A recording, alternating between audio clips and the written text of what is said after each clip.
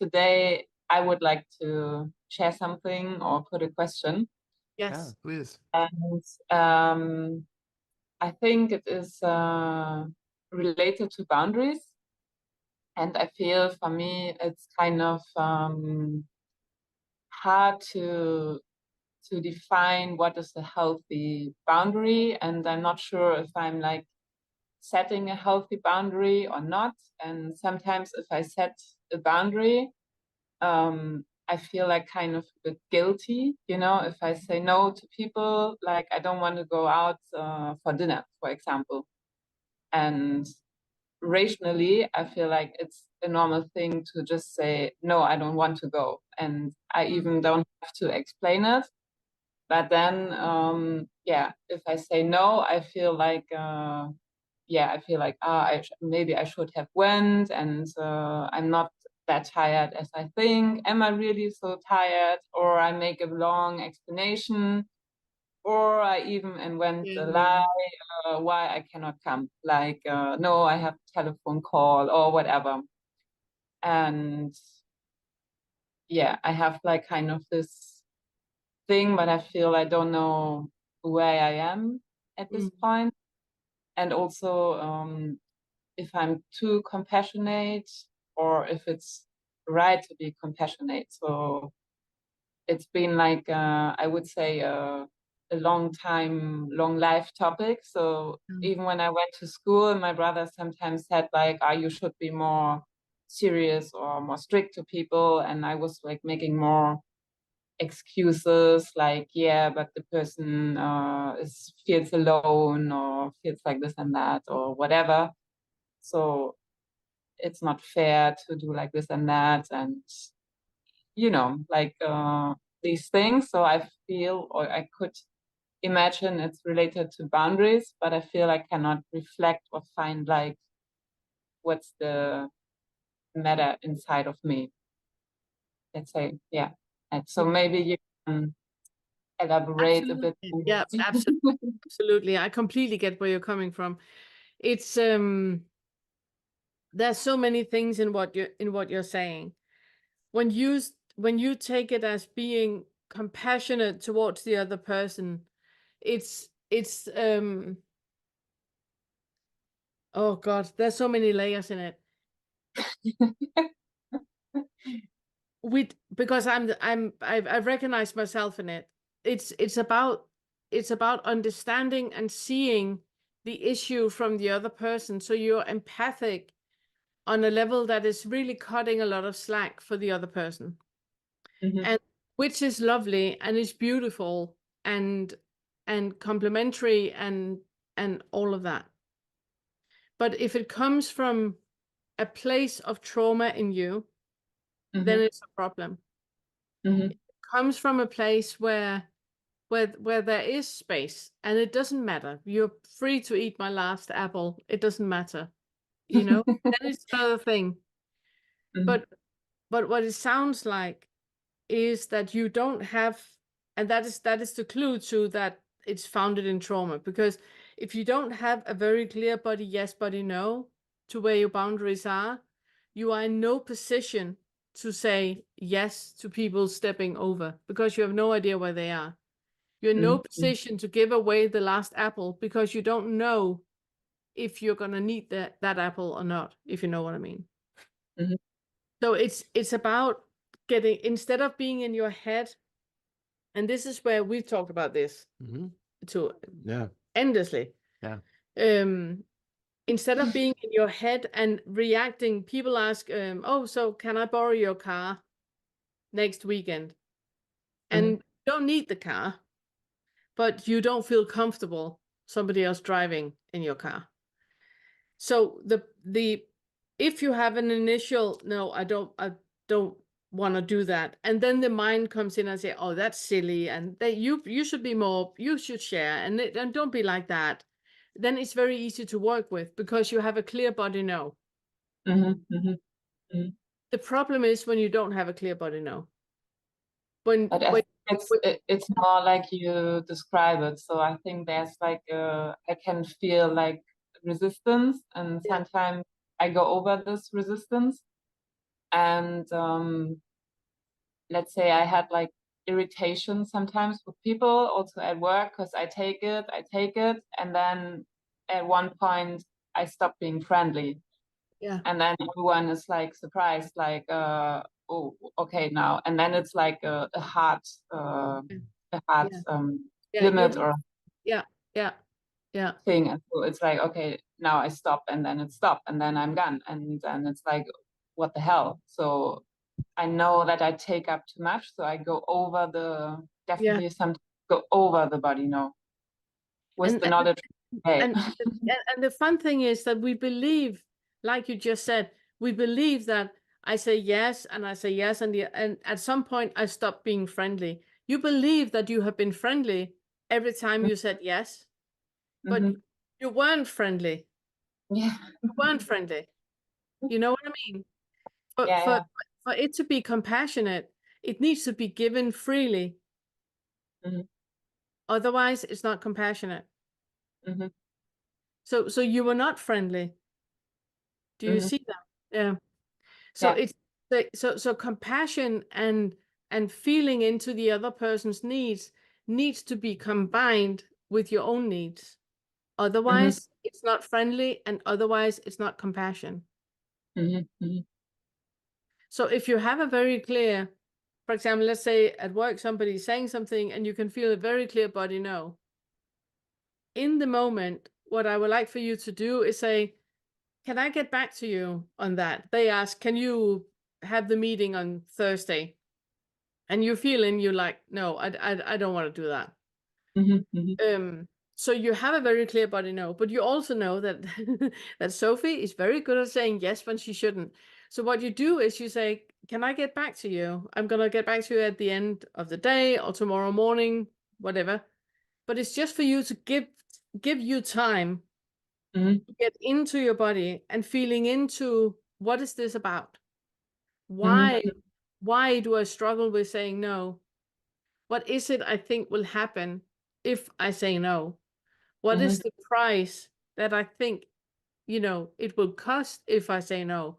And that negotiation, take it from the head and into the body where you feel what is this actually about? How does this actually feel?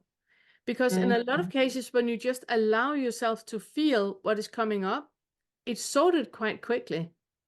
Yeah. And then And it it's won't be a problem going to the person and say, you know what? The thing about Thursday, it doesn't work for me. And you're mm-hmm. completely fine, completely clear. There's nothing. And they can say, seriously, and rah, rah, rah, rah, and all that. And you will just completely, I'm so sorry, it's inconvenience, but it doesn't work for me. Mm-hmm. But you need And to feel into, you need to take it from your head into the body, feel in the body, what is this actually about? mm-hmm.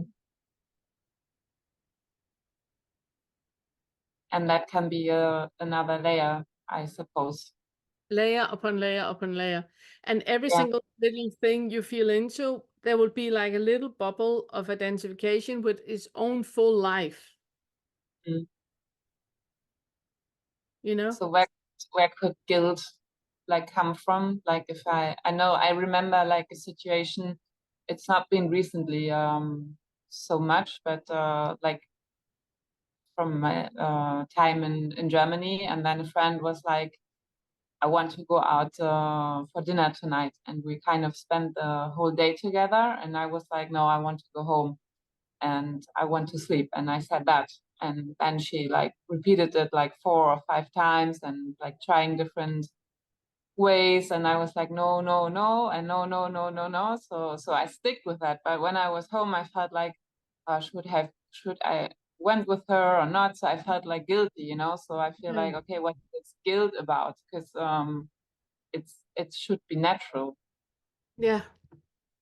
So what is that about?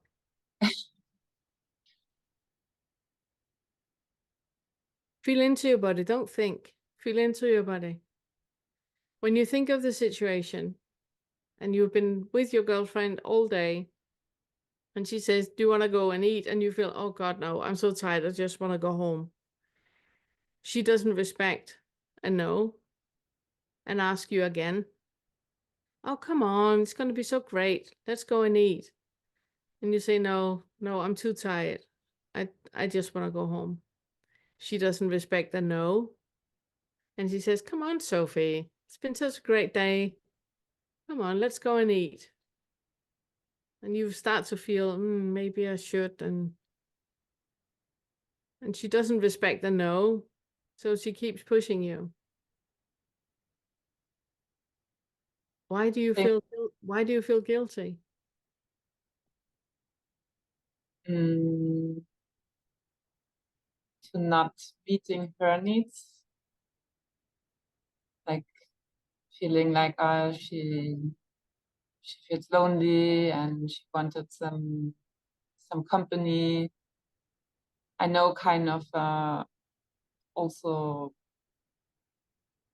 distract herself, so like it's more like I'm not there for her in that sense. Um, maybe like I'm not a good friend, Mm. like in this way. And if you ask like that, it could be like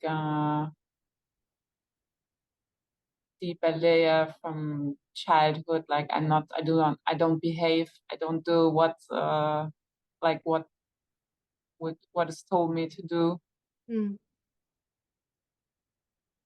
like that.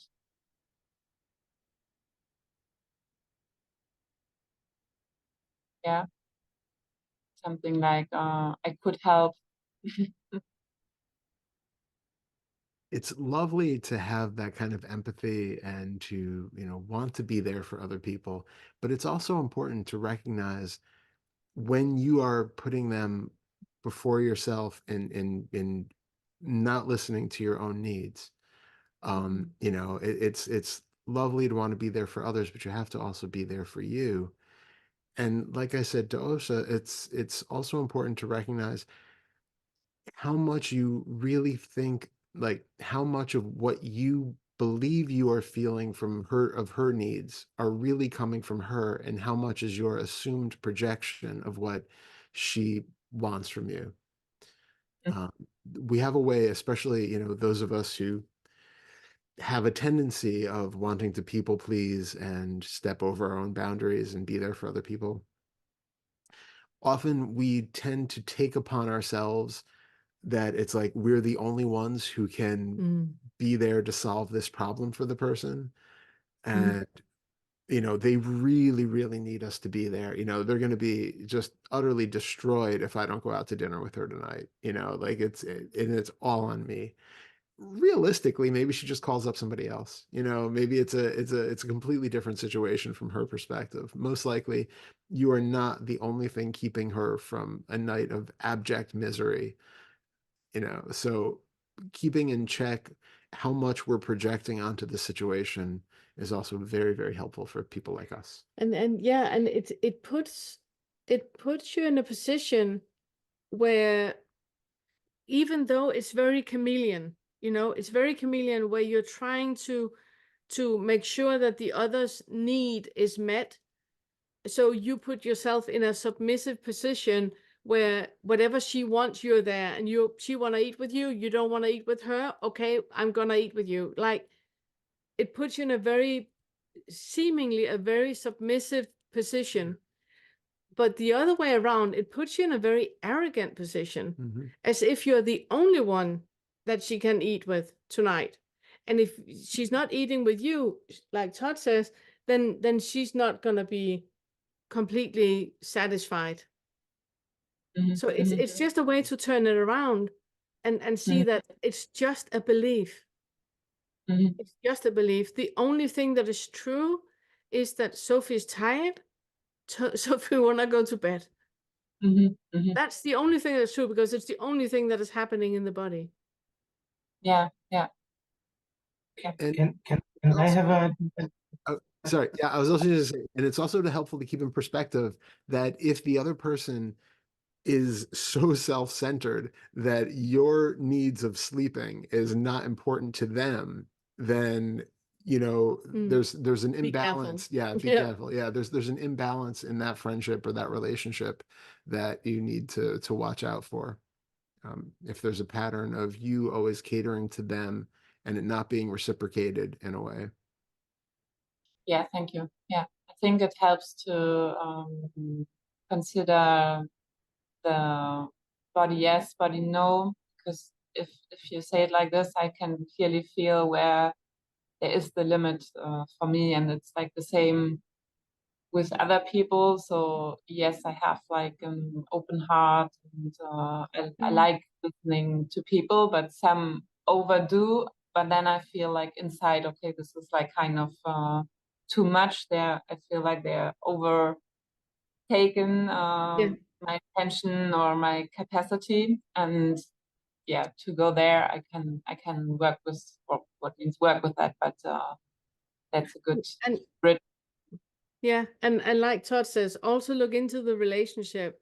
It's always useful to turn around the situation. So you're with a girlfriend, she want to go to bed. How much would you push her for going out to dinner with you? You Not at all. probably wouldn't. No, you probably wouldn't. Which means that if it's okay for her to say, "No, I'm really tired, Sophie, I just want to sleep." If it's okay for her, it can only also be okay for you. So it helps sometimes to turn the situation around. That's good. Yeah. And then still, if I feel the guilt, it's probably more like getting into the body, because I hadn't got the It's in your head. knowledge today from what I had last year. But was a similar situation, for example, with my brother, and he asked me to babysit. And I said like, yeah, I can do this and that. And then was like, not enough. And then I was like, if it's not enough, then you need to look for a babysitter, because I can do this and that's more than enough. And if not, it's not my problem. So I kind of set the boundary there, but I still felt very guilty because it was like a big issue, because they expected me to babysit longer, but I couldn't. So I felt like, oh, but yeah, sorry. Guilt is an afterthought. Guilt is a head reaction, a thought reaction afterwards. It's a diversion from the feeling in the body that you have that is uncomfortable. You have crossed your boundary, you stood up for your boundary, and that makes you feel icky. That is very, very uncomfortable to stay in. So therefore you go into guilt because that's more comfortable. Okay. So it's more about like just holding it, just feeling it in the body, the icky feeling. Can you be in a body where your brother is so disappointed in his sister that it's not gonna help out, And noticing also that, like, I love what you said about that the guilt is a reaction to that initial discomfort of crossing a boundary or standing up for a boundary, but also notice that guilt itself is not simply sensation. You need a story for guilt to exist. So even when you're sitting with what you feel like is the guilty feeling, just recognize that that is just sensation, and then notice what stories are coming up that are creating that narrative of guilt for you. Like, how do you label this guilt? It's because there's something coming up. Like, I should have done otherwise. He's going to feel this way because I didn't. And then you have to have a whole sequence of narrative that's creating that idea that what you're feeling right now is guilt. Okay. Yeah, thank you. Yeah. Thank you. Amazing. Still there? I would have a little thing.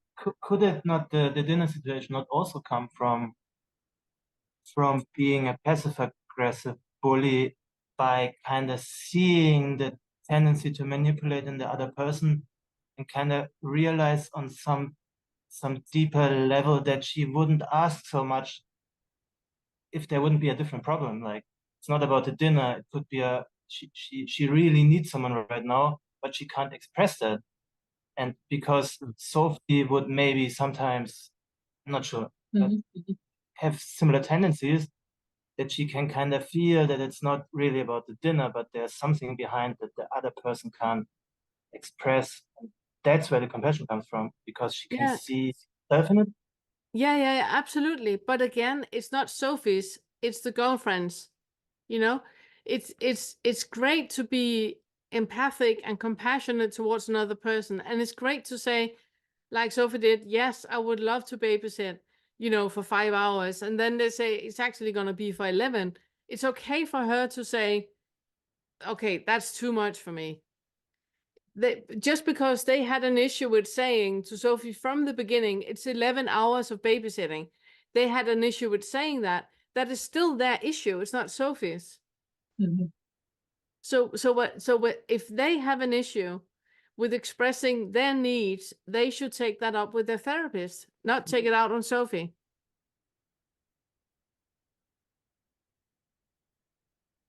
Yeah. Yeah. Thank you so much. So just quickly, where are you guys right now? We're on one island, Nicaragua. Nicaragua. I thought Yeah. so. Yeah. Thought so. Yes. Right. Countries and data plan, like you said. Yes. I know what Yeah, exactly. country. Exactly. Exactly. Very quiet. But Yeah. beautiful. Lovely. Amazing. So good to see Yeah. you guys. Yeah. Enjoy your trip. Thank Thank you. you. very much.